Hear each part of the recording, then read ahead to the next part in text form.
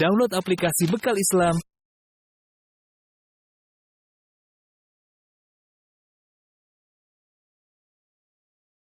Bismillahirrahmanirrahim. Assalamualaikum warahmatullahi wabarakatuh. Alhamdulillahi ala ihsanih wa syukru lahu ala taufiqihi wa amtinanih wa asyhadu an la ilaha illallah wahdahu la syarika lahu ta'ziman li sya'nihi wa asyhadu anna Muhammadan abduhu wa rasuluhu da'ila ridwani. Allahumma shalli alaihi wa ala alihi wa ashabihi wa ikhwani. Para pemirsa, para ibu-ibu majelis Ta'lim Qalbun Salim yang dirahmati oleh Allah Subhanahu wa taala, demikian juga para pemirsa YouTube maupun Facebook, kita lanjutkan pembahasan kita tentang salat sunnah. Pada kesempatan kali kita akan bahas tentang salat al-istikharah. Al-istikharah adalah diambil dari istikhara yang maknanya adalah meminta kepada Allah untuk memilih kebaikan, dari al-khair ya. Istikhara itu memohon kepada Allah untuk memilih kebaikan atau memilih yang terbaik ya. Yang salat ini dilakukan jika seorang mengalami kegundahan, kebingungan mana yang harus dia pilih. Dari sini kita tahu bahwasanya jika perkara yang sudah jelas ya tidak perlu diistikharahkan, seperti mau puasa Ramadan yang enggak perlu diistikharahkan, ya tinggal puasa saja ya. Misalnya mau sholat 5 waktu enggak perlu istikharah ya.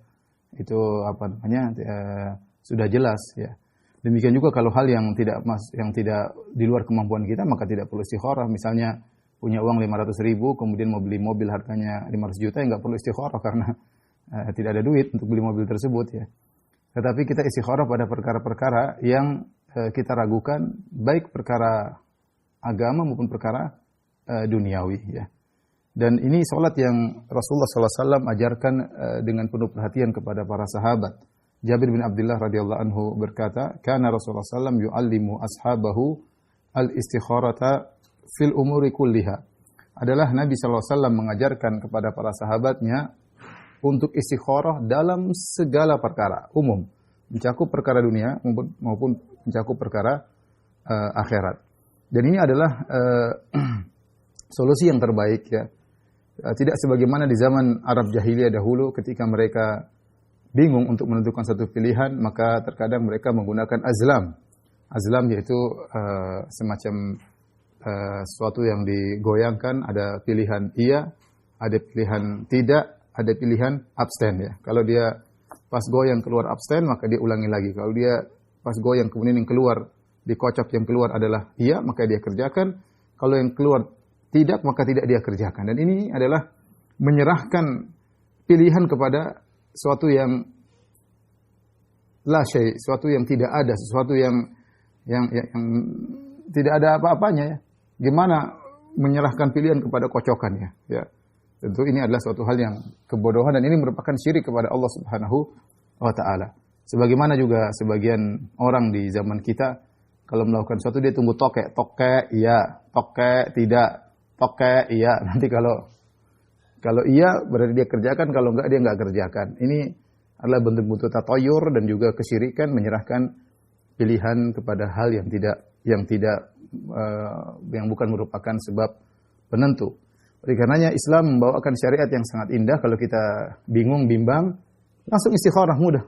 Kemudian kita berwudu, kemudian salat 2 rakaat, meminta petunjuk kepada Allah Subhanahu wa taala ya. Rasulullah SAW mengatakan, "Idza hamma ahadukum bil amri," jika salah seorang dari kalian ingin melakukan suatu urusan, itu saya katakan tadi mencakup urusan dunia maupun mencakup urusan akhirat. Dan ini juga dalil bahwasanya pelaksanaannya kapan saja. Salat istikharah termasuk salawat dawatil asbab, salat yang ada sebabnya, yang waktunya bebas, bahkan termasuk waktu terlarang. Seorang boleh salat istikharah. Misalnya seorang ingin beli mobil, ternyata jual beli tersebut terjadi setelah asar, ya, sehingga dia bimbang, maka dia boleh salat istikharah meskipun setelah salat asar. Padahal Nabi SAW bersabda, "La salata ba'dal asri hatta taghruba syamsu." Tidak boleh ada salat sunnah setelah salat asar sampai terbenam matahari. Tetapi karena proses jual belinya terjadi setelah asar, mau tidak mau dia istikharah tatkala itu, ya. Maka meskipun waktu terlarang seorang boleh istikharah. Dan kalau seorang sudah terbiasa istikharah, maka hal itu adalah taufik dari Allah Subhanahu wa taala. Karena kalau orang sudah istikharah dia tidak akan menyesal sebagaimana dikatakan la nadama ba'da al-istikharah. Kalau orang sudah istikharah tidak ada penyesalan.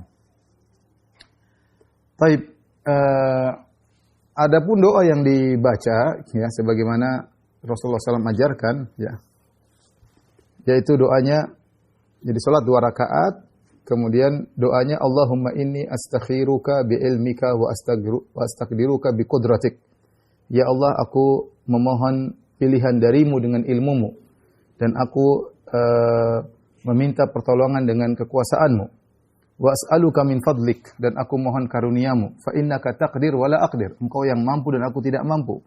Wa ta'lam wa la a'lam, dan engkau yang mengetahui dan aku tidak mengetahui. Wa anta 'allamul ghuyub, dan engkau Maha mengetahui segala yang gaib.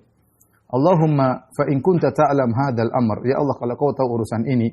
Kemudian disebutkan bahasa Indonesia kah, bahasa Arab kah, boleh disebutkan. Misalnya, ya Allah, jika kau tahu urusan ini, yaitu membeli mobil ini yang di hadapan saya ini, khairan li, lebih baik bagiku, fi ajili amri wa ajilihi, dalam urusan yang kebaikanku yang dekat maupun yang belakangan, au fi dini wa ma'ashi wa akibati amri, atau membeli mobil ini lebih baik bagi untuk agamaku dan untuk kehidupanku di dunia dan juga kesudahanku, ya. Faqdurli wa yassirhu li, maka mudahkanlah aku dan takdirkanlah bahwasanya aku beli mobil ini misalnya. Summa barik li fihi. Jadi dia tadi sebutkan ya, Allah fa in kunta ta'lamu hadzal amr. Ya, kalau kau mengetahui perkara itu dia sebutkan.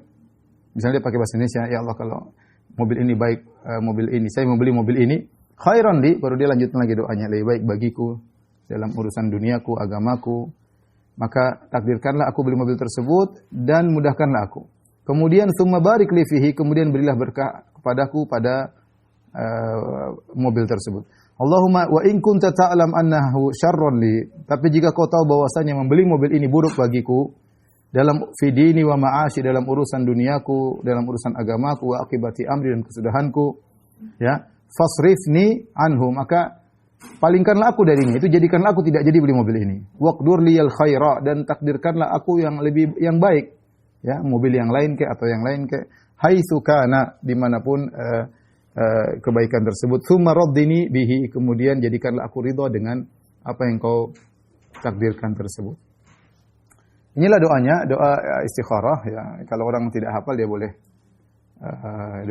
melihat doa tersebut. Kapan dibaca doa ini? Maka boleh dibaca ketika misalnya setelah tasyahud sebelum salam dalam salat, dan ini yang lebih utama, dia baca ketika dia tasyahud sebelum salam, karena doa dalam salat lebih afdal.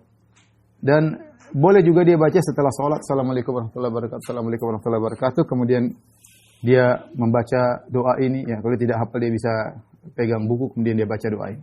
Ya, dia baca doa ini dan dia sebutkan keinginannya di tengah-tengah tersebut, ya, di tengah-tengah doa. Karena di tengah-tengah doa tersebut dia sebutkan keinginannya, ya. Setelah itu selesai, ya. Tapi yang afdal adalah dia berdoa sebelum salam, sebelum salat selesai. Dan tidak mengapa dia gabungkan antara doa bahasa Arab dengan bahasa Indonesia. Jadi untuk lafal doanya bahasa Arab, yaitu Allahumma inni astakhiruka bi ilmika wa astaqdiruka bi qudratika wa as'aluka min fadlika fa innaka taqdir wa la aqdir wa ta'lamu wa la a'lam wa anta 'allamul ghuyub. Allahumma fa in kunta ta'lamu hadzal amr. Dia sebutin, saya ingin menikah dengan fulana. Kemudian dilanjutkan bahasa Arab, khairan li fi ajili amri wa ajilihi au fi dini wa ma'ashi wa akibati amri faqdur li wa yassirhu li, dan seterusnya sampai akhir doa, ya. Kalau dia tahu bahasa Arab lebih baik tentunya. Baik, yang sering ditanyakan, Ustaz, apakah setelah istikharah kita harus menunggu mimpi? Jawabannya, salat istikharah tidak ada kaitannya dengan mimpi, ya. Makanya Rasulullah SAW tidak menyuruh untuk menunggu mimpi, dan mimpi tidak bisa dijadikan patokan karena setan bisa masuk dalam mimpi. Setan bisa masuk dalam. Bisa jadi seorang setelah istikharah dimimpikan oleh Allah Subhanahu wa taala sebagai petunjuk. Tapi intinya mimpi itu bukan patokan dari Allah untuk menunjukkan kebenaran atau tidak. Kalau ada kecenderungan hati, ya, kecenderungan hati, maka lakukan, ya. Dan apakah salat istikharah boleh berulang-ulang? Boleh. Jika seorang sudah istikharah, dia belum mantap, dia boleh istikharah 2 kali, dia boleh istikharah 3 kali, dan seterusnya. Sebagaimana dipraktekkan oleh Abdullah bin Zubair radhiyallahu ta'ala anhuma. Ya, ketika Ka'bah rusak, kemudian terjadi perselisihan, atau dia berdiskusi dengan para salaf dahulu, sebagian sahabat, apa yang harus dilakukan? Apakah cuma dipugar, diperbaiki, atau Ka'bahnya dibongkar, dibangun yang baru? Maka terjadi perselisihan di antara mereka. Akhirnya Abdullah bin Zubair istikharah 3 kali. Istikharah 3 kali, sekali, 2 kali, 3 kali, baru kemudian dia mengambil keputusan bahwasanya Ka'bah harus dibongkar dan dibangun dari awal, ya. Dibangun dari awal, ya. Ini menunjukkan bahwasanya istikharah boleh lebih dari sekali. Yang dianjurkan istikharah bukan menunggu mimpi, tapi yang dianjurkan adalah bermusyawarah. Sebagaimana keumuman firman Allah Subhanahu wa taala, "Wa syawirhum fil amr wa amruhum syura bainahum." Kalau ada urusan maka bermusyawarahlah.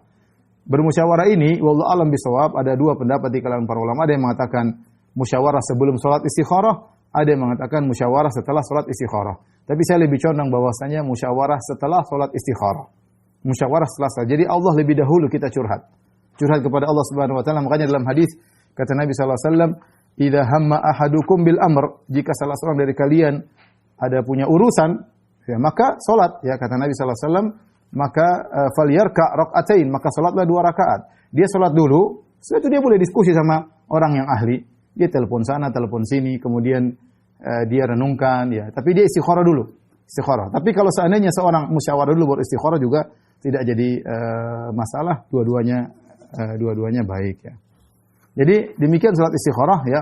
Saya simpulkan salatnya 2 rakaat dan ini tidak wajib, ya. Kemudian waktunya kapan saja, waktu terlarang juga tidak jadi masalah. Kemudian adapun doanya boleh tatkala di penghujung salat, itu setelah tasyahud sebelum salam, atau setelah salat baru dia angkat tangan berdoa kepada Allah juga boleh. Kemudian permintaannya boleh disebutkan dengan bahasa Indonesia, tidak jadi masalah.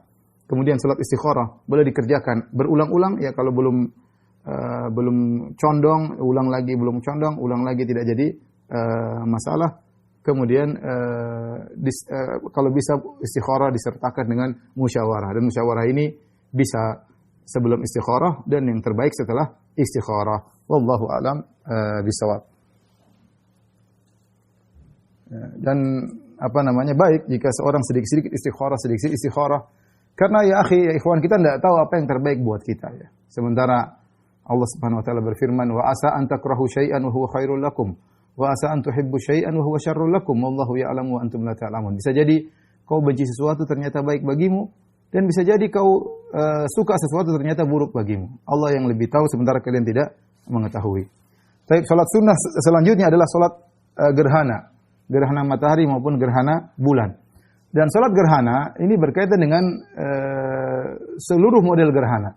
Apakah gerhana matahari, ataukah gerhana bulan, ataukah gerhana sebagian, ataukah gerhana total, pokoknya gerhana terjadi maka disyariatkan untuk salat gerhana, ya, karena telah terjadi perubahan alam semesta yang menunjukkan kekuasaan Allah Subhanahu wa taala.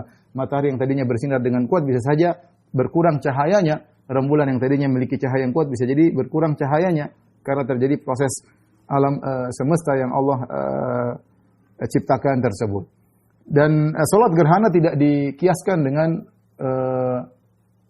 kejadian-kejadian yang lain, tidak dikiaskan dengan kejadian-kejadian yang lain, maka bukan berarti kemudian ada gunung meletus kemudian kita sholat, enggak, ya, atau terjadi sesuatu kita sholat, tidak, ya.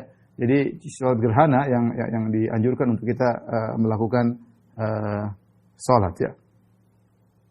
Dan ini pernah terjadi di zaman Nabi Shallallahu Alaihi Wasallam. Aisyah bercerita, khasafati syamsu fi ahdi Rasulillah Sallallahu Alaihi Wasallam. Ya, terjadi gerhana matahari di zaman Rasulullah Sallallahu Alaihi Wasallam. Maka Rasulullah SAW pun sholat mengimami kaum muslimin. Rasulullah SAW memperpanjang berdirinya. Kemudian Rasulullah SAW ruku dan Rasulullah SAW perpanjang rukunya. Kemudian Rasulullah SAW berdiri lagi memperpanjang berdirinya, tetapi lebih ringkas daripada berdiri yang pertama. Kemudian ruku dengan ruku yang panjang tapi lebih pendek daripada ruku sebelumnya.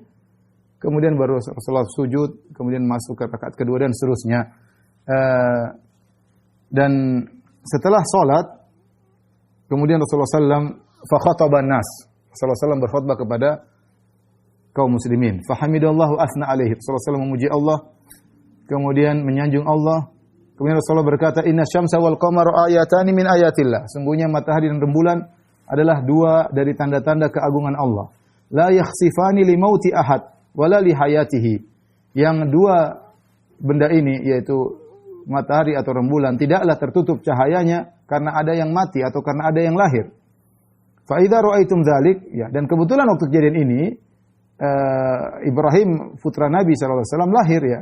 Seandainya dan Nabi tidak memanfaatkan itu untuk menunjukkan putra saya putra yang hebat gara-gara gerhana matahari, tentunya tidak ada urusannya. Makanya Nabi jelaskan, ya, jangan memiliki pemikiran-pemikiran yang aneh-aneh seperti pemikiran orang-orang jahiliyah atau orang musyrikin atau para penyembah arwah atau para penyembah matahari dan rembulan yang dahulu mereka tidak tahu tentang teknologi di kemudian hari. Ternyata ini kejadian alam, ya, sehingga mereka mengkait-kaitkan tentang gerhana matahari atau gerhana rembulan dengan kejadian sesuatu, apakah meninggalnya seorang atau hidupnya seorang atau hebatnya seorang. Maka Nabi jelaskan ini semua khurafat.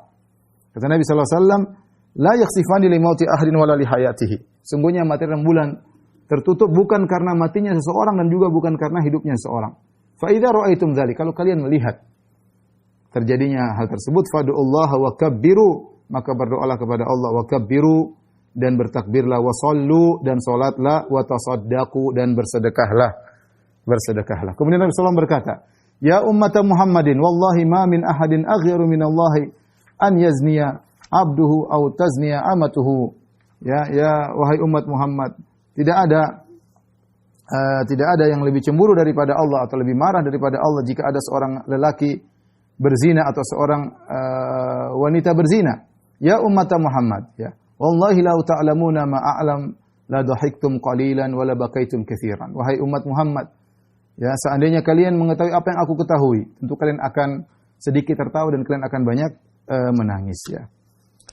Baik, beberapa faedah yang berkaitan dengan salat gerhana. Yang pertama, saya katakan tadi salat gerhana dilakukan pertama kapan saja. Kapan gerhana, mau waktu terlarang, mau waktu kapan saja kalau terjadi gerhana maka dianjurkan kita untuk salat gerhana. Mau gerhana total, gerhana sebagian, gerhana cincin, gerhana apapun, maka dianjurkan untuk salat gerhana. Kemudian dianjurkan bagi siapa? Bagi yang melihat. Kata Nabi sallallahu alaihi wasallam, fa idza ra'aitum dzalik, kalau kalian melihat. Ya, dan ini gerhana tidak sama dengan hilal. Kalau hilal kita di Indonesia, di Papua lihat, maka semuanya puasa, ya. Karena menentukan masuknya bulan. Bahkan sebagian ulama berpendapat kalau Saudi lihat satu dunia, kemudian puasa, ya, atau lebaran, ini khilaf di kalangan para ulama. Tapi intinya tidak harus lihat semuanya, satu lihat sudah cukup. Berbeda dengan gerhana. Ya, gerhana berkaitan dengan kejadian dahsyat yang kita lihat. Kejadian dahsyat yang kita lihat. Maka tidak dikiaskan dengan masalah melihat hilal. Karena sebagian orang mengatakan, di Bandung lihat kok, ya kita di Papua juga salat gerhana. Enggak. Rasulullah SAW mengatakan, fa idza ra'aitum dzalik, kalau kalian melihat. Kita yang salat yang melihat kondisi tersebut, ya. Bukan di kota lain yang melihat, kemudian kita enggak lihat. Oleh karena yang tidak lihat tidak perlu salat gerhana. Atau mungkin ketika dia dapat kabar akan terjadi gerhana, tiba-tiba terjadi mendung yang kuat sehingga tidak kelihatan sama sekali, atau hujan atau apa sehingga proses gerhana tersebut tidak kelihatan. Kalau tidak kelihatan sama sekali proses gerhana, maka tidak wajib bagi dia atau tidak disunahkan bagi dia untuk salat gerhana. Tapi kalau dia lihat kejadian tersebut, maka disunahkan bagi dia untuk salat gerhana. Taib, kemudian di antara faedah yang bisa kita ambil, adapun tata caranya maka mungkin kita bisa lakukan dengan cara salat sendiri-sendiri di rumah, ini boleh. Sunnahnya adalah salat berjamaah. Sunnahnya salat berjamaah, laki-laki maupun perempuan di masjid, ya, rame-rame, ya. Ini sunnahnya. Tapi seandainya seorang salat di rumah masing-masing, tidak jadi masalah, boleh. Salat gerhana boleh dilakukan sendiri dan dianjurkan untuk salat secara berjamaah. Kemudian cara pelaksanaannya bisa salat biasa seperti biasa, ya. Seperti biasa kita salat sunnah biasa 2 rakaat, atau kita mengikuti sunnah di mana 1 rakaat 2 kali ruku dan 2 kali berdiri. 2 kali ruku, 2 berdiri. Jadi bagaimana cara salatnya? Seperti salat biasa, Allahu Akbar. Setelah itu kita baca Al-Fatihah, kemudian kita baca surat yang panjang, ya, surat yang panjang. Setelah selesai kita ruku, Allahu Akbar, kita ruku. Setelah kita ruku yang panjang, kita bangkit. Sami Allahu liman hamidah. Sami Allahu liman hamidah, jangan sujud. Kita baca Rabbana walakal hamdu. Atau kemudian samawati wal ardi wa ma syi'ta min syai'in ba'du, dan seterusnya, atau doa-doa yang lainnya. Kemudian setelah itu kita baca lagi Al-Fatihah lagi. Alhamdulillahirabbil alamin arrahmanir sampai selesai. Kemudian kita baca lagi surat. Baca lagi surat panjang juga tapi lebih pendek daripada sebelumnya. Kalau sudah selesai, kita rukuk lagi. Allahu akbar. Setelah rukuk, kita tidak sami Allahu liman hamidah. Baru kemudian kita takbir untuk sujud. Jadi satu rakaat 2 kali Al-Fatihah, 2 kali baca surat, 2 kali rukuk. Kemudian kita sujud 2 kali biasa, sujud 2 kali, kemudian bangkit lagi ke rakaat kedua. Rakaat kedua sama saja, yaitu sama seperti rakaat pertama, baca Al-Fatihah, kemudian surat yang panjang, kemudian rukuk. Setelah rukuk bangkit, sami Allah liman hamidah, baca Al-Fatihah lagi, kemudian surat lagi, baru kemudian rukuk, kemudian sami Allah liman hamidah, baru kemudian sujud. Ya, jadi satu rakaat 2 kali rukuk ya. Jadi 2 rakaat 4 kali rukuk, 4 kali Al-Fatihah 2 rakaat. Itu cara melaksanakan salat gerhana ya. Tapi setelah salat gerhana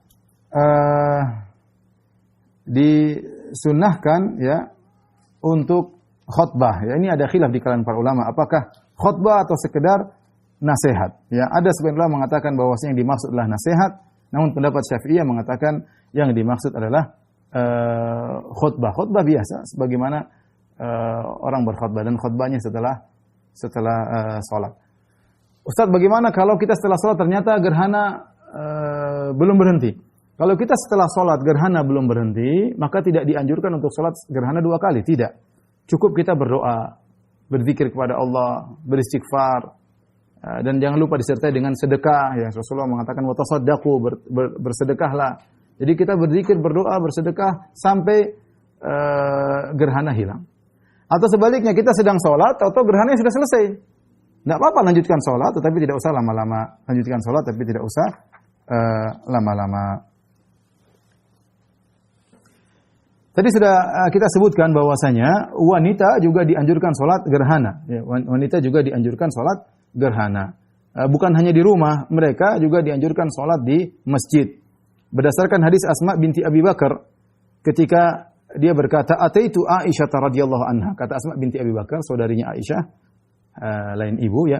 Aku mendatangi Aisyah radhiyallahu taala anha, istri Nabi sallallahu alaihi wasallam, hina khasafati syamsu, tatkala matahari gerhana. Fa idza nasu qiyamun yusallun, tiba-tiba orang sedang salat. Wa idza hiya qa'imatun tusalli, dan ternyata Aisyah juga sedang salat. Fa qultu malin nas. Aisyah sedang salat, Asma tanya, ada apa orang-orang kok ramai semua pada salat? Aisyah sedang salat, enggak mungkin dia jawab, kalau dia jawab salatnya batal. Fa asyarat bi yadi ila sama, Aisyah suruh lihat ke atas, ya. Fa qalat subhanallah. Dan dia berkata subhanallah. Fa qultu ayatun. Oh, ada gerhana ya? Aisyah juga kasih isyarat iya, dan ini dalil bahwasanya kalau dalam kondisi haja atau dalam kondisi darurat kita boleh ngomong sama orang yang sholat, boleh. Dia lagi sholat, misalnya kita ada keperluan mendesak, kita bilang jangan habis sholat, tunggu dulu ya, tunggu saya pulang ya. Tidak apa-apa kita ngomong sama dia, ada keperluan mendesak, tidak jadi masalah ya. Asalnya jangan ajak ngomong orang sedang sholat karena dia sedang konsentrasi berhadapan dengan Allah Subhanahu Wa Taala. Tapi kalau dalam kondisi mendesak kita boleh ngomong dengan orang tersebut, sebagaimana Asma berbicara dengan Aisyah tapi tidak boleh dijawab. Aisyah cuma kasih isyarat ya.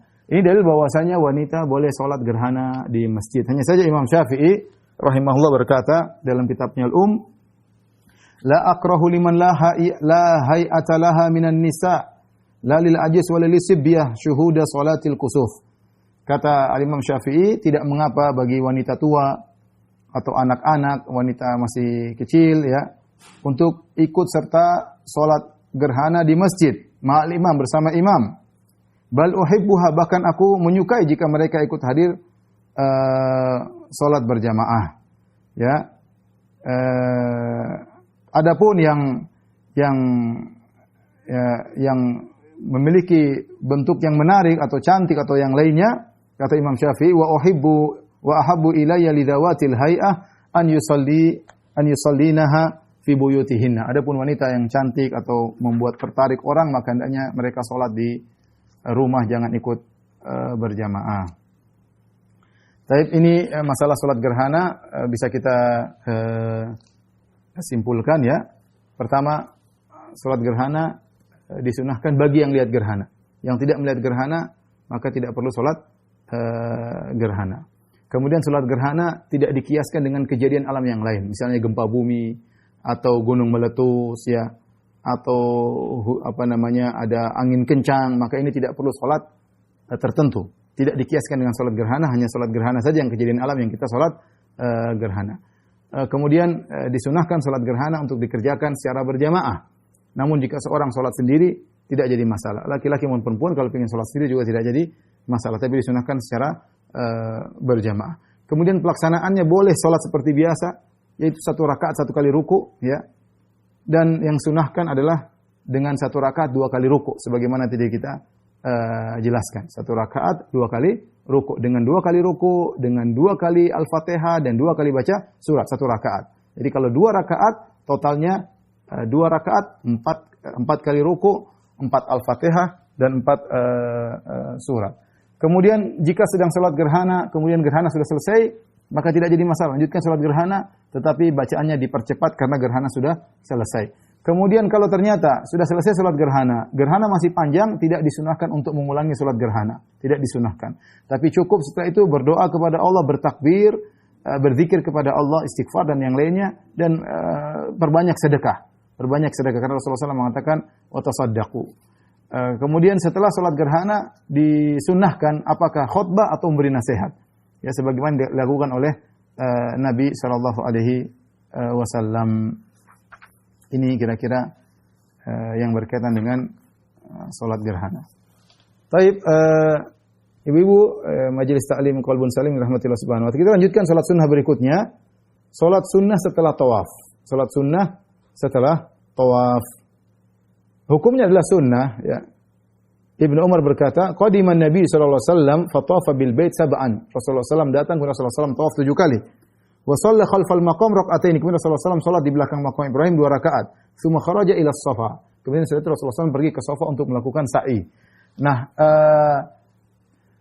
salat tawaf adalah salat sunnah yang dikerjakan setelah tawaf ya. Dan ini hukumnya sunnah, tidak wajib. Kalau ada orang melakukan umrah, dia tawaf langsung sa'i, maka sah ya, maka sah. Dan 2 rakaat setelah tawaf dikerjakan setelah tawaf apapun. Setelah tawaf apapun maka disunahkan untuk melaksanakan salat 2 rakaat. Likulli tawafin rak'atan. Setiap kali tawaf ada disunahkan salat 2 rakaat. Mau tawaf kudum, mau tawaf umrah, mau tawaf wada, mau tawaf ifadah, mau tawaf sunnah, ya. Ada 5 nih, tawaf kudum, tawaf umrah, tawaf ifadah, tawaf wada, tawaf sunnah. Semuanya dianjurkan salat 2 rakaat setelah tawaf. Tetapi 2 rakaat ini tidak wajib. Seandainya ada seorang ketika umrah dia tawaf, kemudian dia tidak salat 2 rakaat karena mungkin dia batal, dia langsung sa'i, tidak jadi masalah karena sa'i tidak mengapa tidak dalam kondisi suci, ya. Tidak jadi masalah, ya. Langsung dia sa'i tidak jadi masalah karena hukumnya adalah sunnah. Dan dikerjakan kapan saja. Kita tawaf di waktu terlarang, ya sudah habis itu salat. Misalnya kita tawaf pada asar. Ternyata setelah tawaf sudah menjelang maghrib, enggak apa-apa salat 2 rakaat karena ini adalah salat karena sebab. Maka kapan selesai kita tawaf, kita salat 2 rakaat. Mau waktu kapanpun, termasuk waktu terlarang, terlarang. Taib, adapun tempat pelaksanaannya, maka sunnahnya adalah di belakang makom Ibrahim. Sebagaimana tadi hadis Ibnu Umar, Rasulullah SAW salat di belakang makom Ibrahim. Karena setelah tawaf Rasulullah membaca wattakhidhu min maqami Ibrahim musalla. Jadikanlah makom Ibrahim sebagai tempat salat. Maka sunnahnya salat di belakang makom Ibrahim. Tetapi tidak harus di situ. Seandainya ternyata kondisi lagi rame atau kita diusir-usir di pelataran Ka'bah, maka kita bisa sholat di mana saja, di Masjidil Haram, di mana saja, di Masjidil Haram.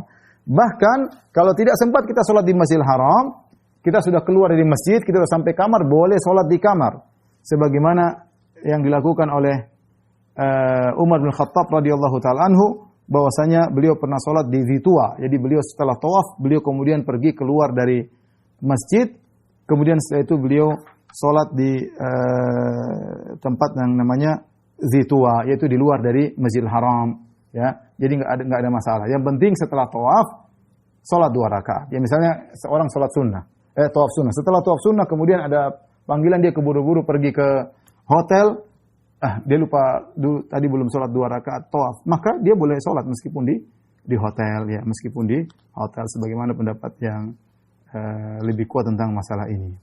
Itulah yang disebut dengan sholat sunnah tawaf, ya sholat sunnah tawaf.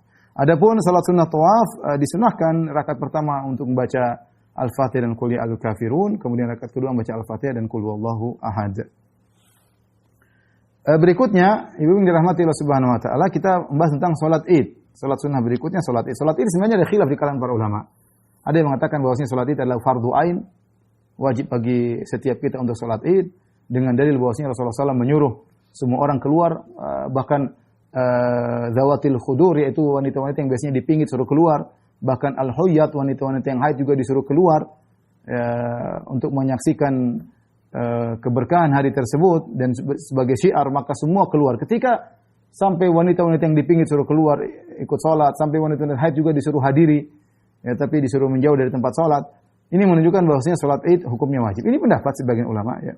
Sebenarnya mengatakan hukum salat Id adalah hukumnya adalah sunnah, adalah fardu kifayah. Kalau sebagian lakukan maka tidak wajib bagi yang lainnya. Dan adapun mazhab Syafi'i mengatakan bahwasanya salat Id hukumnya adalah sunnah muakkadah. Itu sunnah yang sangat ditekankan, sunnah yang sangat baik salat Idul Fitri maupun salat Idul Adha. Dan ini pendapat yang apa namanya? Yang kuat, ya, pendapat yang cukup kuat. Di antaranya An-Nawawi rahimahullah berdalil bahwasanya hukumnya sunnah berdasarkan hadis ketika ada seorang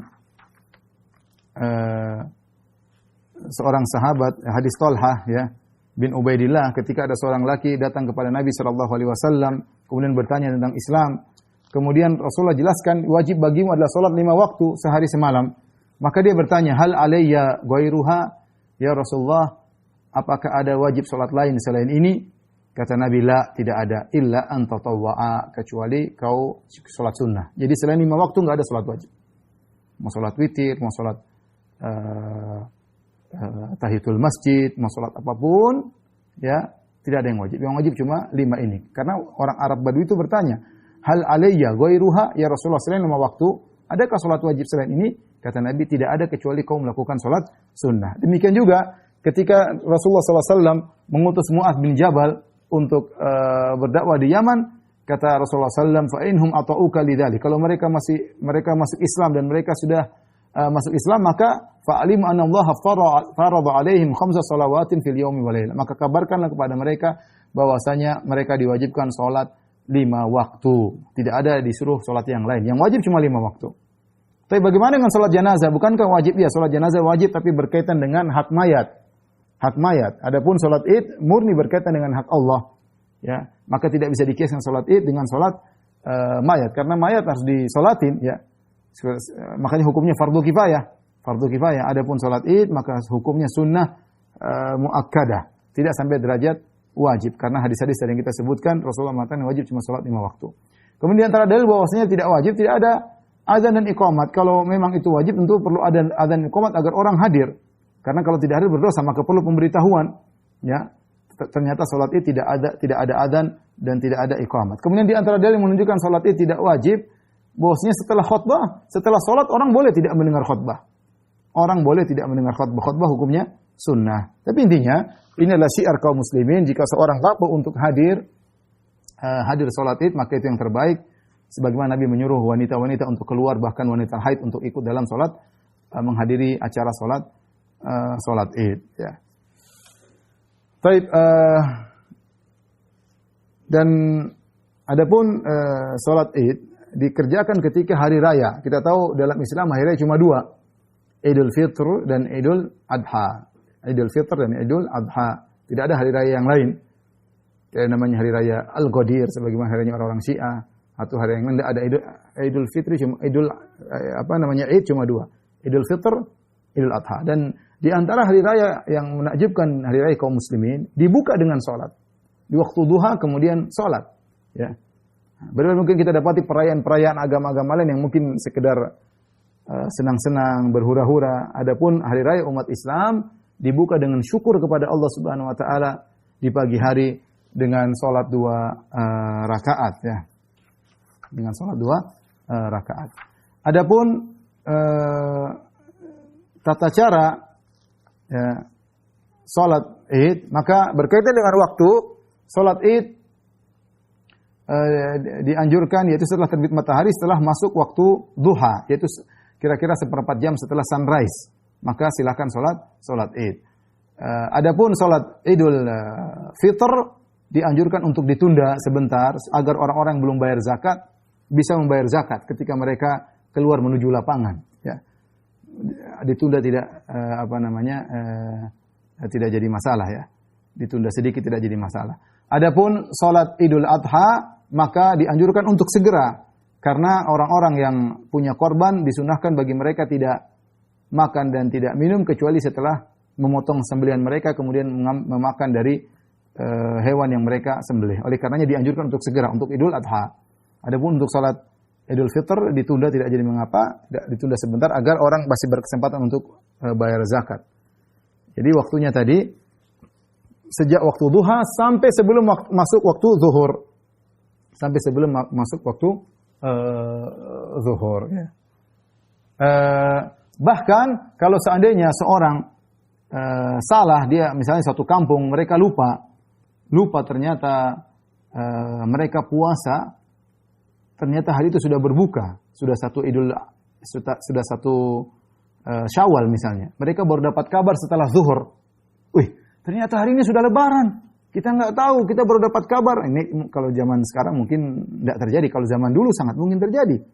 Ya, mereka melihat hilal tidak lihat sehingga mereka lanjutkan puasa. Ternyata dari tempat lain yang satu negara lihat, sehingga kabar baru sampai kepada mereka setelah zuhur. Ternyata, kita batalin lebaran ternyata mereka belum sempat sholat Idul Fitr. Apa yang mereka lakukan? Mereka boleh sholat besoknya. Mereka boleh sholat besoknya di qadha. Mereka boleh sholat besoknya di qadha di waktu duha. Adapun lokasinya maka dianjurkan dikerjakan di lapangan. Dianjurkan lapangan. Rasulullah SAW selalu sholat Id di lapangan. Adapun dalam kondisi darurat atau seperti kondisi zaman sekarang yang kita mencari lapangan apalagi di Jakarta tidak mudah dengan kepadatan penduduk yang luar biasa, maka akhirnya sholat Id dikerjakan di masjid masing-masing. Masjid masing-masing, ya. Tidak di lapangan, ya. Sebenarnya lapangan lebih baik karena syiar dan itu sunnah Nabi SAW.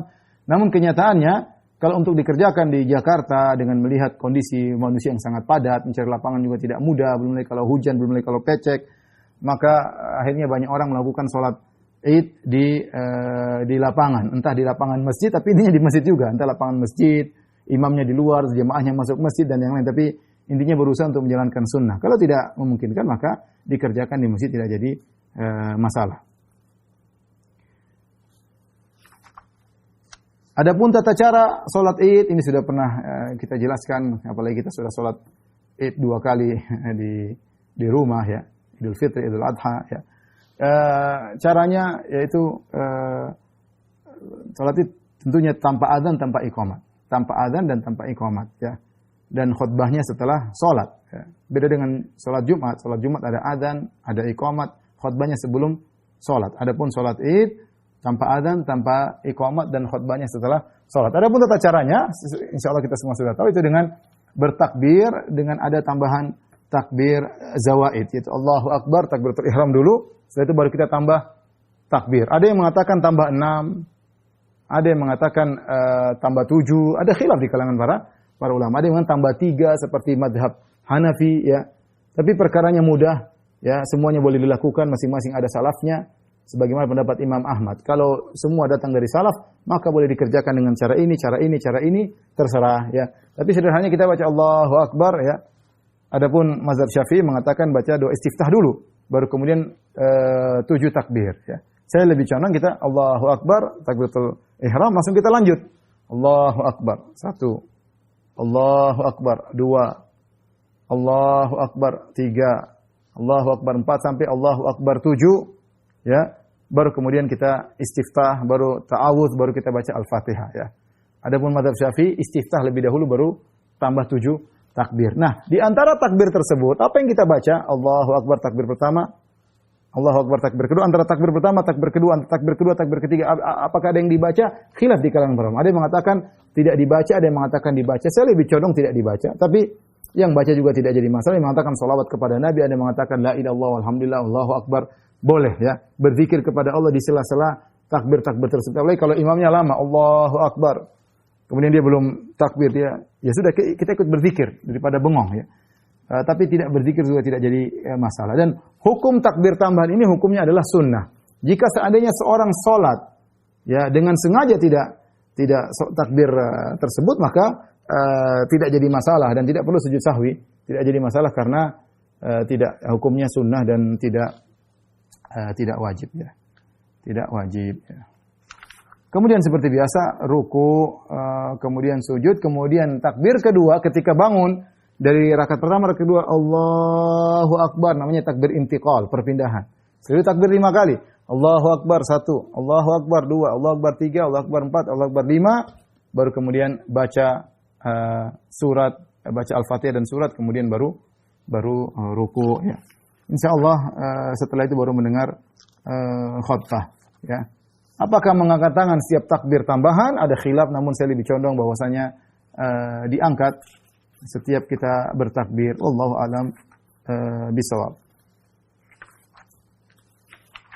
Adapun jika salat Id bertepatan dengan hari Jumat, salat Id bertepatan dengan hari Jumat, maka ada beberapa pendapat di kalangan para ulama. Ada yang mengatakan tetap dia harus salat Jumat. Ini pendapat pertama.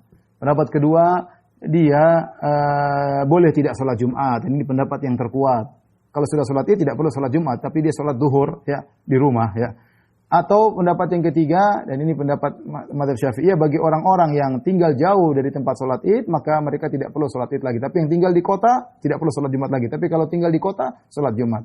Intinya wallahu alam pendapat yang lebih kuat bahwasanya jika seorang sudah Id, sudah berkumpul 2 Id, Idul Fitr atau Idul Adha dengan Idul Jumat, maka sholat Jumatnya tidak wajib, dia boleh ganti dengan sholat zuhur. Wallahu alam bisawab. Baik, selanjutnya adalah salat al-istisqa, salat meminta hujan, ya. Salat meminta hujan, ya.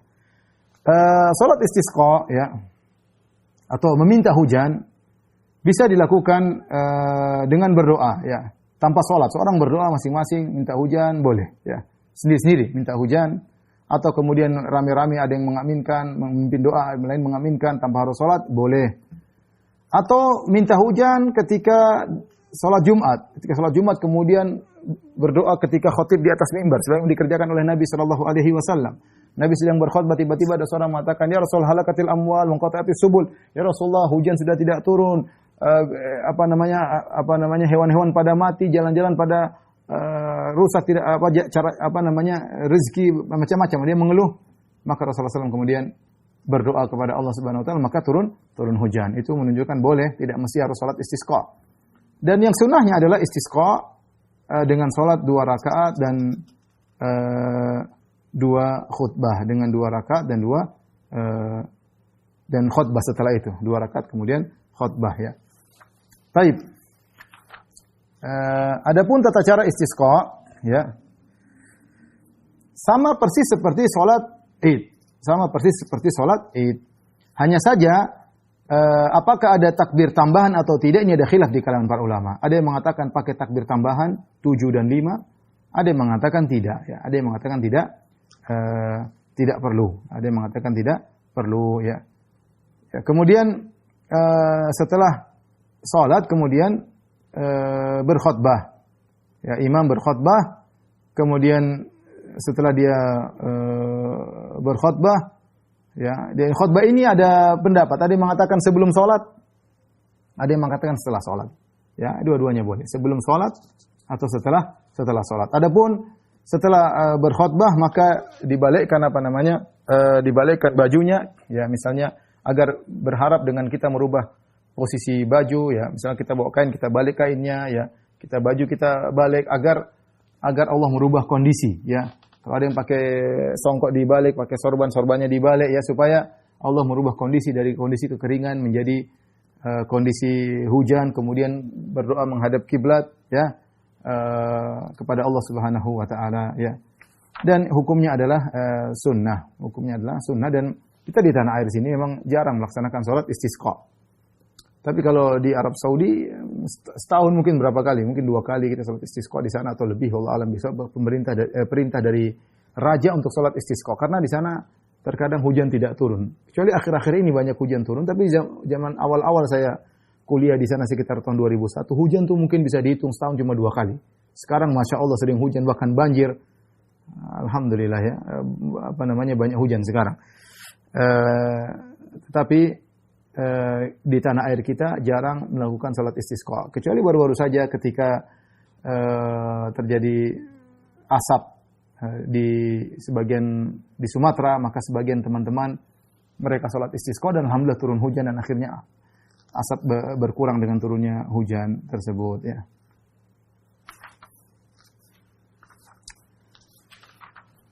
Taib, di antara salat sunnah ya, kita dua salat lagi. Yang pertama adalah salat sunnah di Masjid Quba ya. Rasulullah SAW bersabda, "Man tatahhara fi baiti thumma ata Masjid Quba fa shalla fi salatan kana lahu ka ajri umrah." Barang siapa yang bersuci di rumahnya, kemudian dia pergi ke Masjid Quba, dia salat 2 rakaat, pahalanya seperti umrah. Dan ini kesempatan bagi orang yang bisa sampai ke kota Madinah ya, untuk senantiasa pergi ke Masjid Quba, karena salat apapun pahalanya seperti umrah. Alhamdulillah kawan-kawan yang umrah selalu menyempatkan diri untuk salat di Masjid Quba. Hukumnya sunnah, tidak wajib. Rasulullah SAW setiap Sabtu pergi ke sana, ya, masyian wa raqiban. Karena Nabi SAW ya'ti Masjid Quba kulla sabtin. Rasulullah SAW pergi ke Masjid Quba setiap hari Sabtu, masyian wa raqiban. Terkadang naik kendaraan, terkadang jalan kaki. Terkadang naik kendaraan, terkadang jalan kaki ya. Kalau jalan kaki dari Masjid Nabawi ke Quba kira-kira 40 menit ya, kira-kira 40 menit, asal tidak tersesat ya. Kalau jalan insyaallah 40 menit sampai, dan Rasulullah terkadang naik kendaraan, terkadang jalan kaki. Kenapa? Rasulullah punya nostalgia yang indah di Masjid Quba. Dia adalah masjid pertama yang dibangun dalam sejarah Islam, Masjid Quba. Ketika Nabi SAW berhijrah dari Mekah sampai Madinah, Rasulullah SAW mampir daerah Quba, kemudian Rasulullah SAW bangun Masjid Quba. Dia mengatakan 2 minggu Rasulullah SAW bangun Masjid Quba. Oleh karenanya Rasulullah SAW setiap pekan sekali ke sana, ya, untuk sholat di sana. Bahkan Rasulullah SAW kasih pasang pahala besar. Siapa yang bersuci di rumahnya, kemudian pergi ke Masjid Quba, sholat 2 rakaat, maka pahalanya seperti pahala umrah. Ya. Dan ini berlaku bagi penduduk Madinah. Rasulullah SAW penduduk Madinah dan tiap pekan pergi ke Masjid Quba. Apalagi kita-kita yang tidak tinggal di Madinah, kemudian sesekali ke Madinah, maka jangan lupa sempatkan waktu untuk sholat 2 rakaat di Masjid Quba ya. Akan mendapatkan pahala umrah. Tapi yang terakhir yang kita bahas adalah masalah sholat taubat. Dalam satu hadis Rasulullah SAW bersabda, "Ma min muslimin yuznibu dzamban tsumma yatawaddau fayusalli rak'atain." Tidaklah seorang muslim melakukan dosa. Perhatikan dosa sini umum. Dosa kecil, dosa besar. Tsumma yatawaddau, kemudian dia berwudu, fayusalli rak'atain, kemudian dia salat 2 rakaat. Tsumma yastaghfirullah lidzalika dzambi, kemudian dia minta ampun kepada Allah atas dosa yang dilakukan tersebut, illa ghafara lahu, kecuali Allah akan ampuni dia. Ini menunjukkan bahwasanya salat sunat taubat sangat ditekankan bagi orang yang melakukan dosa. Hukumnya tidak wajib ya, tetapi jika orang bertobat disertai dengan salat ini, maka niscaya dosanya diampuni oleh Allah Subhanahu wa taala. Karena Nabi mengatakan di sini illa ghafara lahu, kecuali Allah akan mengampuni dosanya ya. Dalam riwayat yang lain kata Nabi sallallahu alaihi wasallam, "Ma min 'abdin yuznibu dzamban", tidaklah seorang melakukan dosa, fayuhsinut tuhura, kemudian dia berwudu dengan baik. Yaqumu tsumma yaqumu fayusalli rak'ataini, kemudian dia salat 2 rakaat. Tsumma yastaghfirullah, kemudian dia beristighfar, kecuali diampuni oleh Allah. Illa ghafarallahu lahu. Jadi sunnahnya seorang setelah salat dia beristighfar. Beristighfar kepada Allah, terserah berapa kali istighfar, kecuali Allah akan mengampuni dosanya. Kapan waktu melaksanakan salat taubah? Salat sunat taubah bukan salat rutinitas harian. Saya dulu dapati sebagian orang sebelum tidur dia salat taubat. Enggak ada sunnahnya. Sunnahnya kapan kita berdosa, kita ingin salat taubat, mau pagi, mau subuh, mau sebelum tidur, kita merasa gelisah dengan dosa tersebut, kita ingin minta ampun, maka kita salat 2 rakaat. Kita salat 2 rakaat. Namanya kita tidak luput dari dosa. Adapun menjadikan rutinitas harian pada waktu tertentu, maka sunnahnya tidak demikian. Tetapi ini hukumnya adalah sunnah. Jika seorang bertobat tanpa sholat sunat tobat pun tidak jadi masalah. Tapi sangat dianjurkan jika dia berdosa kemudian sholat sunat tobat agar dosanya bisa diampuni. Baik, demikian para ikhwan dan akhwat Majelis Ta'lim Qalbun Salim yang beliau sampaikan. Insyaallah pertemuan berikutnya kita akan bahas mengenai sujud sahwi. Baik, mungkin ini saja yang saya sampaikan kepada Majelis Ta'lim Qalbun Salim. Insyaallah kita lanjutkan lagi pada pertemuan berikutnya masalah sujud sahwi. Insyaallah taala, kurang lebihnya saya mohon maaf. Wabillahi taufiq wal hidayah. Assalamualaikum warahmatullahi wabarakatuh.